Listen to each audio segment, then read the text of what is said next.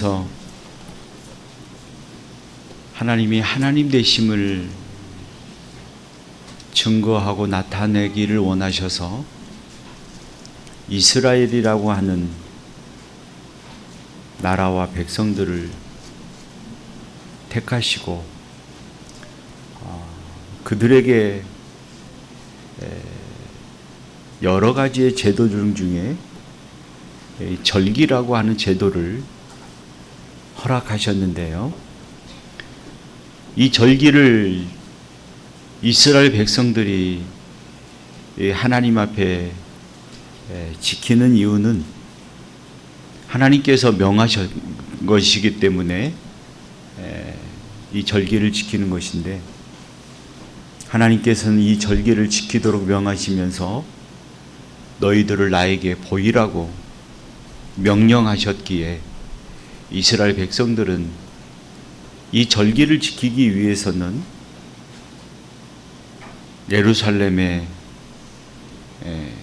모여서 함께 절기를 지켜서 하나님 앞에 나가는 것, 또 하나님을 앞에 자신을 나타내 보이는 것을 위해서 절기를 지켰던 것을 우리는 말씀을 통해서 깨달아 볼 수가 있습니다.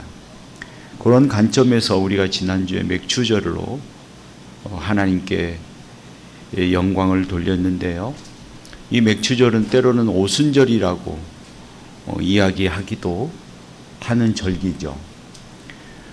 그래서 많은 사람들이 이 오순절의 절기를 지키기 위해서 각 지역에 흩어져 있다가 예루살렘에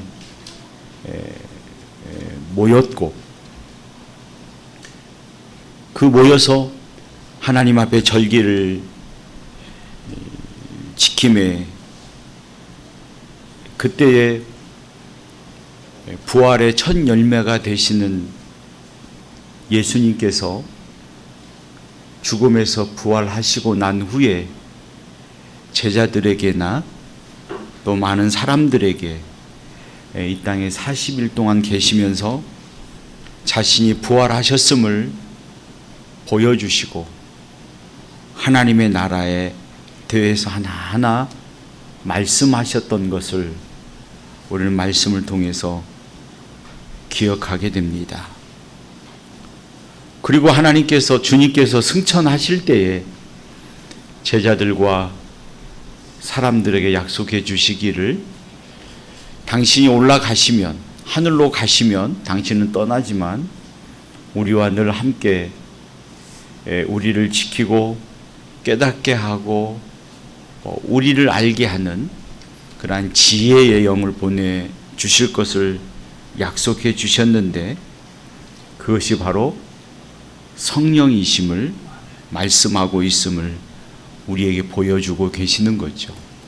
예수님이 하늘로 승천하신 후에 바로 성령께서 이 땅에 오셔서 우리와 지금까지 함께 하시고 깨닫지 못하는 우리들을 하나님의 말씀으로 깨닫게 하시며 하나님 앞에 어떠한 믿음의 각오로 서야 할 것인가를 결심하고 다짐하게 하시는 은혜의 역사를 오늘 우리 가운데 행하시고 있음을 우리는 알아야 되는 것입니다. 그래서 이 성령의 역사는 오순절 절기를 지킬 때 일어난 사건으로서 그들이 절기를 지키면서 주님께서 약속해 주시는 그 성령의 하나님을 보내주실 것을 기대하며 120명의 무리들이 모여서 하나님 앞에 기도할 때, 그때 하나님의 은혜의 역사가 일어났는데, 그 은혜의 역사는 어떻게 일어났느냐 할 때 사도행전 2장 1절로 4절에서 그 상황을 생생하게 기록하고 있음을 우리는 보게 됩니다. 그 말씀의 기록을 보면 하늘로부터 강하고 급한 바람과 같은 소리가 들렸다라고 말씀하고 있습니다. 그리고 사람들은 흩어져 있던 것이 아니라 한 곳에 모여 있을 때 그 집에 있는 사람들 머리 위에 불의 혀와 같은 갈라진 것들이 그곳에 임하게 되어서 성령이 임하였음을, 성령의 충만함이 우리에게 확증되었음을 보여주는 놀라운 사건들이 일어났고, 그 결과로 많은 사람들이 하나님을 즐거워하며 찬송하며 하나님이 큰 일을 전하였다라고 기록하고 있어요. 여기서 말씀하고 있는 하나님의 큰 일이라고 하는 게 뭡니까? 하나님의 큰 일은 다른 것이 아니라 구원의 사역입니다. 성령의 오순절 역사의 강림을 통해서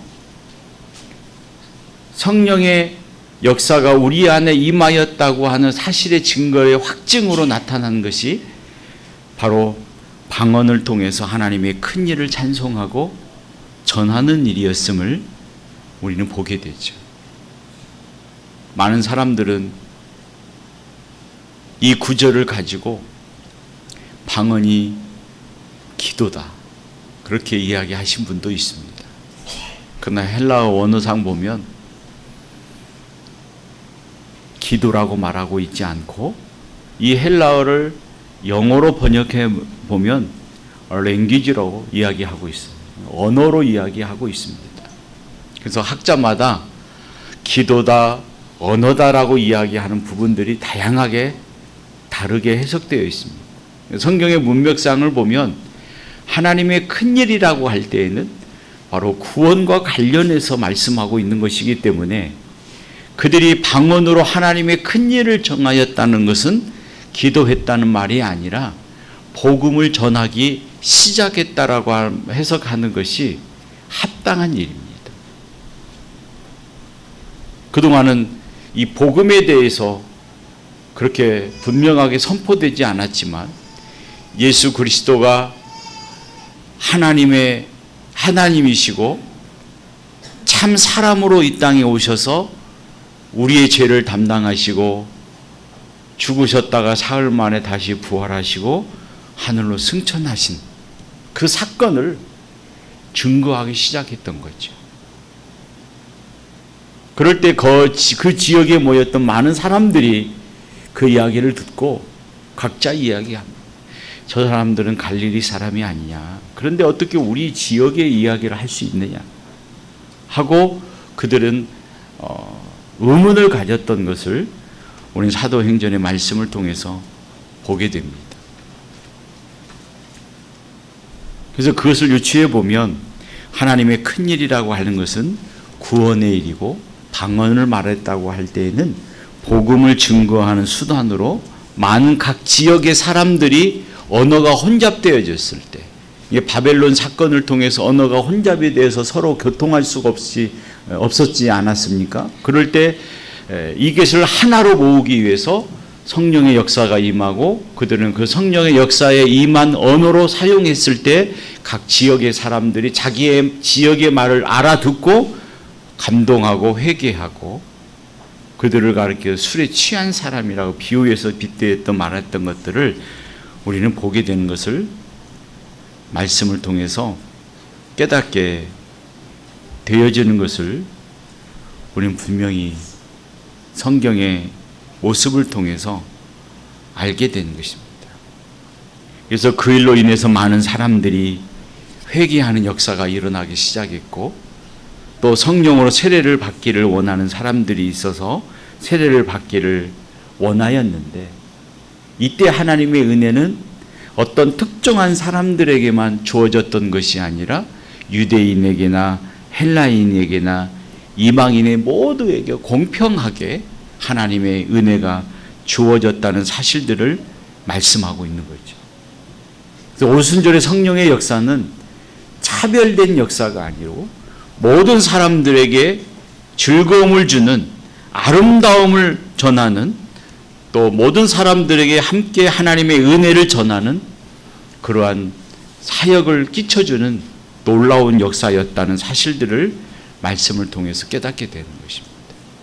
그래서 그때 성령의 역사를 받은 사람들이 함께 마음을 합쳐서 하나님께 예물을 드리고 하나님께 자신을 보이며 하나님께 찬양했던 것이 이 절기의 큰 목적이었다는 사실들을 우리는 보게 되는 거죠. 그래서 많은 사람들이 이 날은 즐거워하는 날인데 바로 여호와 앞에서 즐거운 날이기에 하나님께 예배하고 찬송하며 즐거워하는 믿음의 삶을 살아가야 되는 것이다. 그래서 이 날은 노동도 하지 말고 너희들이 아무것도 하지 말고 대대에 자손 대대의 이 규례를 지키면서 하나님께 영광을 돌리는 믿음의 삶을 살아가야 된다고 하는 교훈으로 우리에게 가르쳐 주신 것이 바로 이 절기의 규례요. 또 우리가 지난주에 지켰던 맥주절의 규례라는 사실을 우리 말씀을 통해서 깨닫게 되는 거죠.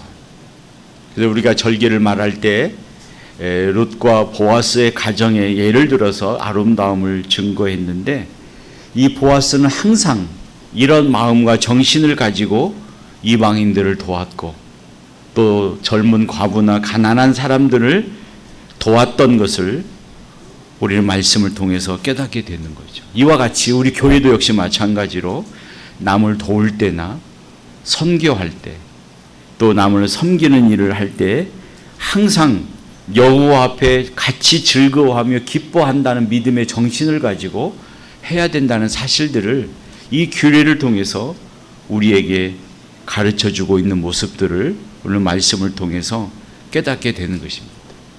그러면서 여호와의 날개 아래 보호를 받고 늘 하나님의 기뻐하는 삶을 살아가는 삶이 되기를 또 하나님의 백성들에게 복을 내려주실 것임을 소망하면서 하나님께 영광을 돌리고 즐거워하며 기뻐하는 믿음으로 하나님을 찬송하며 즐겼던 것들이 바로 이 절기라는 사실을 우리는 깨닫게 되는 거죠.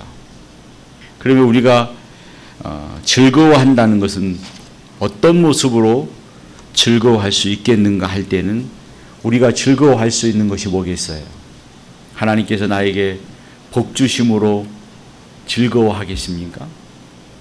아니면 내가 직장에서 한 단계 승진한 것으로 즐거워하며 기뻐하며 감사하겠습니까?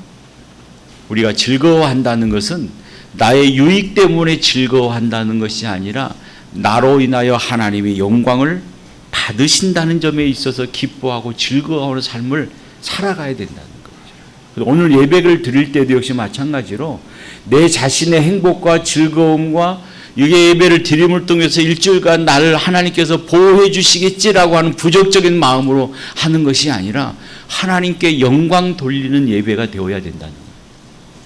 하나님께 영광을 돌릴 때 하나님 그 영광을 받으시는 확답으로 우리에게 성령의 은혜를 주시고 그 은혜를 통해서 우리는 그것을 깨닫고 기뻐하며 살아가는 것이 오늘 우리의 삶이 되어야 된다고 하는 것을 우리에게 교훈해 주고 있는 거예요. 그렇지 않습니까? 여러분들의 삶에 있어서 가장 행복한 삶이 어느 때입니까? 한번 생각해 보세요. 내가 가장 행복했을 때가 언제인가? 믿음의 사람이 가장 행복했을 때는 나로 인하여 하나님의 영광을 받으실 때, 또 그런 믿음의 확증이 내게 경험되어질 때 우리의 삶이 그렇게 행복했고 기쁘고 즐거웠던 것 아니겠습니까? 그리고 그 기쁨은 영원한 것이잖아요. 이 세상의 기쁨은 오늘은 기쁨이지만 내일은 그 기쁨이 나에게는 고통과 아픔일 수도 있어요. 그렇지만 하나님께서 우리에게 주시는 기쁨은 오늘의 기쁨이 내일도 기쁨이 되고 내일에는 그 모레에 더한 기쁨이 우리 속에 다가와서 우리를 감동시키는 일이 될 수 있다는 사실들을 우리는 깨달아 가야 하는 것입니다. 그래서 우리는 이런 절기를 통해서 또 하나님 앞에 나와서 내 자신의 모습을 통해서 우리가 다짐할 것은 우리의 삶은 하나님의 영광된 삶을 살아가는 일에 있음을 고백하며 하나님의 영광에 대한 삶을 살아갈 때 즐겁고 행복하고 기쁨이 더해야 된다는 사실들을 우리는 늘 깨닫고 감사함으로 하나님께 영광 돌리는 믿음의 삶을 살아가는 저희들의 모습이 있어야 할 것입니다. 그래서 우리의 믿음의 선조들은 우리에게 이렇게 가르쳐주고 있지 않습니까? 너희들이 살아가는 삶의 제일 된 목적이 뭐냐라고 할 때 여호와를 즐겁게 하고 여호와를 기쁘게 하는 일에 있다. 하나님의 영광에 대한 삶을 살아가는 일에 있다. 이렇게 우리에게 교훈해 주고 있듯이 우리가 하나님 앞에 나와서 하나님을 찬양함이 우리에게 즐거운 일이고 하나님께 영광을 돌리는 삶이 나에게 가장 행복한 일이라는 사실들을 여러분들이 깨달으면서 그러한 믿음의 모습과 마음을 가지고 하나님께 영광을 돌릴 때 성령께서 우리에게 임하셔서 우리에게 큰 은혜와 깨달음을 주신다는 사실을 확신하고 그 믿음을 가지고 하나님 앞에 나가는 역사가 여러분들 가운데 종용하게 일어나기를 진심으로 소망합니다. 그리고 오순절 성령의 강림의 역사로 인하여 그들이 모여서 하나님 앞에 즐거움으로 하나님의 일을 찬송했듯이 우리 또한 하나님을 찬송하며 영광 돌리고 나가는 삶을 살아가는 믿음의 모습이 있어야 할 것입니다. 이 찬송은 나 혼자만이 드리는 것이 아니라 우리 모두가 하나님께 한 마음과 한 뜻이 되어서 하나님의 영광된 삶을 살아가는 믿음의 삶을 살아가는 것이 오늘 우리가 절기를 지키는 큰 목적이 있다는 사실들을 말씀하고 있는 거죠. 그럴 때 우리는 하나님의 말씀을 사람의 말로 받지 않고 하나님의 말씀으로 받을 수 있는 은혜가 내 안에 심겨지게 되는 거예요. 만약에 우리가 하나님께 영광되어지는 즐거움이 없다면 하나님의 말씀이 우리 속에 심겨지는 역사가 일어나지 않습니다. 오늘 이 자리에도 역시 마찬가지로 우리가 아무런 생각이 없이 그냥 이 자리에 견디는 시간이 된다면 하나님의 말씀의 은혜가 내 안에 와 닿지 않습니다. 그러나 온전한 마음을 가지고 하나님께 영광을 돌리며 그 영광 돌림이 나의 삶의 즐거움으로 내 안에 깨닫게 되어진다면 하나님의 말씀은 내 안에 작용이 되어서 성령의 은혜로 깨닫게 되어지고 하나님 앞에 굳은 결심과 각오로 하나님 앞에 결단하는 믿음을 갖게 되고 그 결단을 통해서 우리의 마음에 기쁨과 즐거움이 일어나고 그로 인하여 우리는 하나님을 찬송하고 감사하는 삶을 살아가게 된다는 사실을 우리는 늘 알아야 되는 거죠. 그 상황 속에서 베드로가 하나님의 말씀을 전할 때 그들의 마음이 찔려서 하나님의 놀라운 역사가 일어났는데 그 역사는 회개하는 역사입니다. 믿음의 회개도 하나님의 말씀이 우리 속에 심겨져야 그 믿음의 회개가 우리 속에 작용된다는 사실을 우리는 알아야 되는 거죠. 성령이 우리 안에 역사하고 있다는 가장 확고한 근거가 되어지는 것이 뭐냐면 하나님의 말씀을 깨닫는 일입니다. 그 말씀을 통해서 하나님 앞에 마음의 서원과 각오를 가지고 우리가 하나님 앞에 어떠한 삶의 무게로 살아가야 할 것인가를 고백하는 믿음의 삶을 살아가는 것이 하나님께서 나에게 은혜 주시는 믿음의 확고함이라는 사실을 우리는 분명히 알고 그와 같은 믿음의 삶으로 살아가는 모습을 가지시는 여러분들의 삶이 있으시기를 바라는 것입니다.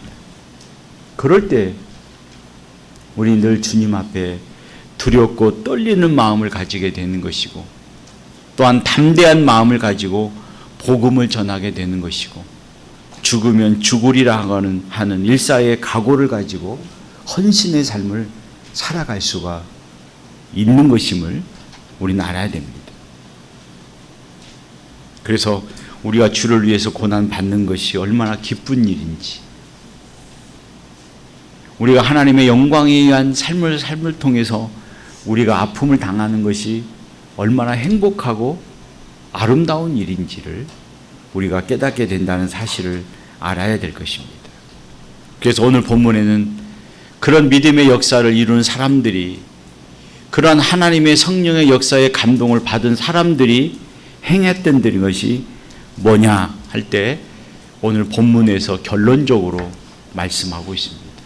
그들은 날마다 마음을 같이하여 성전에 모이기를 힘썼다는 거죠.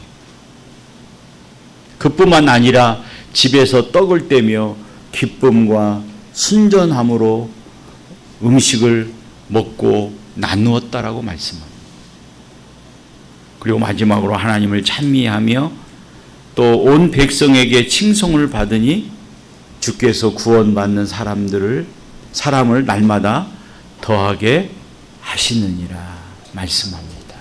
오늘 이런 믿음의 은혜의 역사가 여러분들과 우리 가운데 또 우리 교회 속에 있어서 늘 우리의 삶을 통해서 하나님의 영광과 기쁨이 드러나고 또 성령의 은혜를 통해서 감동을 받아 하나님을 찬송하고 성도들과 함께 떡을 떼며 나누며 하나님을 찬미하며 많은 사람들에게 칭송받아가는 삶을 통해서 하나님의 역사를 증거하고 사명 감당해가는 믿음의 사역자들이 되시기를 주님의 이름으로 축복합니다.